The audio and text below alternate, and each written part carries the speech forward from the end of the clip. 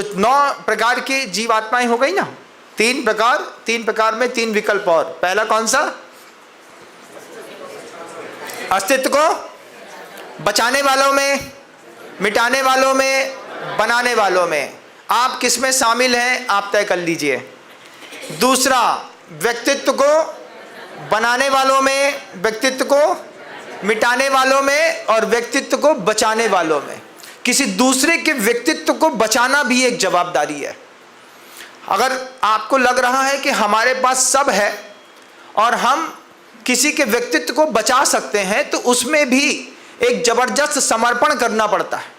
कितने सारे ब्रह्मचारी ऐसे हैं, कितने सारे त्यागी व्रती ऐसे हैं, कितने सारे आचार्य परमेष्ठी ऐसे हैं जिन्होंने संस्कृति के भविष्य को, व्यक्तित्व को बचाए रखने के लिए लगातार पुरुषार्थ किया।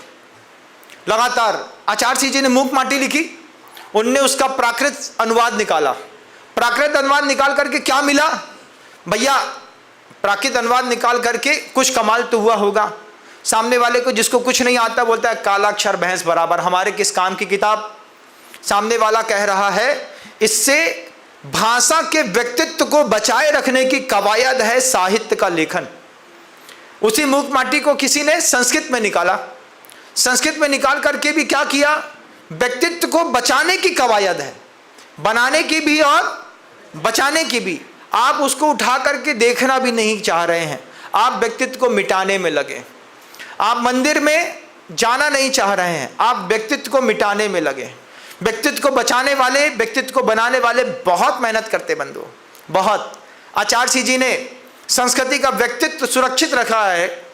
ठंडी में अपनी जान की परवाह किए बिना कुंडलपुर और तिलवारा घाट जैसी जगहों पर जाकर के 2-2 महीने बैठे, जहां पर रात में जैसे सूर्य अस्त होता है, ठंडी के दिनों में कपकपी छूटती थी, वो रात भर पाटे में पड़े रहते थे एक चिंता के साथ, मुझे जिन संस्कृति के इस व्यक्तित्व को बचा के रखना है, इसके अस्तित्व को बचा के रखना है।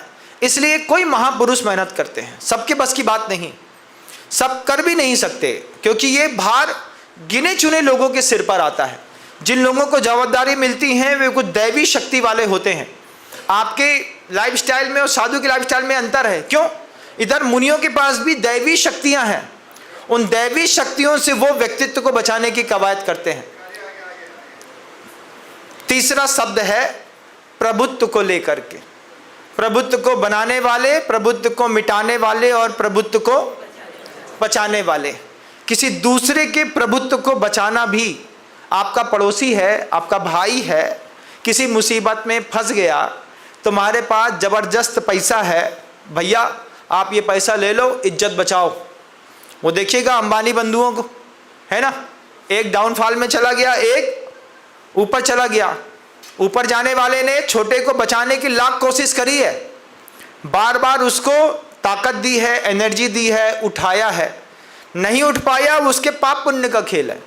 लेकिन प्रभुत्व को बचाने की कवायद, अपने ही परिवार में अपने बच्चे के प्रभुत्व को बचाने की कवायद। हाँ महाराज, हम अध्यक्ष थे, अध्यक्ष बनने के बाद हमने सोचा प्रभुत्व को बचा के रखेंगे, अब हमारा लड़का अध्यक्ष बनेगा।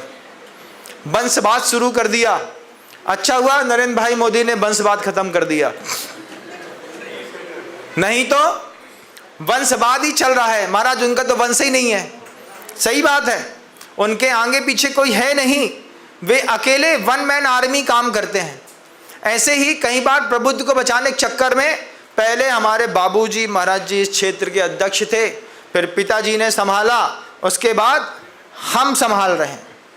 दुनिया में अभी बागड़ तरफ होकर के आ रहा हूँ, कई परिवारों में सेठ संप्रदाय परंपराएं चलती हैं। इतनी सारी सेठ परंपराएं हैं, अब जाकर के देखो तो सेठ के पास दिमाग नहीं है, लेकिन सेठ का लड़का सेठ बनेगा। सेठ के पास ना कोई अब व्यक्तित्व बचा, ना सेठ के पास कोई प्रभुत्व बचा, ना सेठ का अब कोई अस्तित्व बचा। लेकिन उसके बाद भी हमारे यहाँ महाराज मंदिर में सेठ परंपरा चलती है। सेठ परंपरा, हमने पूछा पहली बार ये सेठ परंपरा क्या होती है, बोले इनके परदादा मंदिर के संचालक थे। हमने कहा उसके बाद इनके दादा बने, फिर इनके पिताजी बने। हमने कहा आज आज ये इसके संचालक हैं। हम कहा इसके बाद मंदिर में हुक्मदारी चलेगी इसके लड़के की। हमने कहा तुम्हारा लड़का गुटखा खाता है, सिगरेट पीता है, वो क्या मंदिर संभालेगा? बोले नहीं महाराज, हमारे यहाँ सेठ परंपरा है, चलेगी। अस्तित्व, प्रभुत्व और व्यक्तित्व से शून्य व्यक्ति क्या मंदिरों की रक्षा करेंगे?